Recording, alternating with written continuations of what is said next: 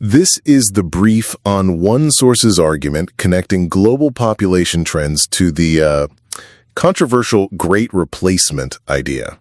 So, forget what you often hear about overpopulation. This source argues the real issue is actually declining birth rates and aging societies.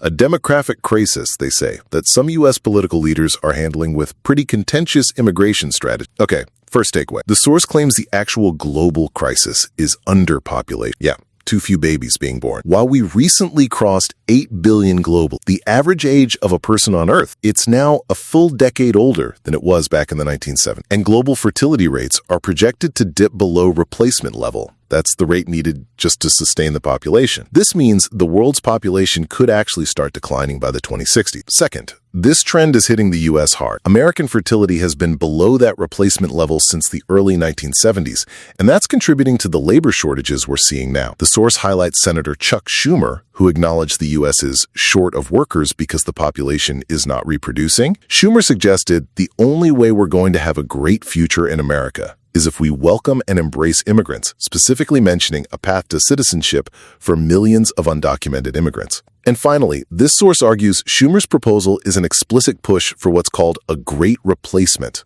Now, that's the controversial theory alleging an intentional replacement of native-born populations with immigrants. The source basically concludes that this policy, aimed at importing workers, shows the Great Replacement isn't just some fringe theory, but a fact being openly carried out. So, the bottom line from this source, U.S. demographic decline and the resulting immigration policy are presented as two sides of an intentional and accelerating national transformation.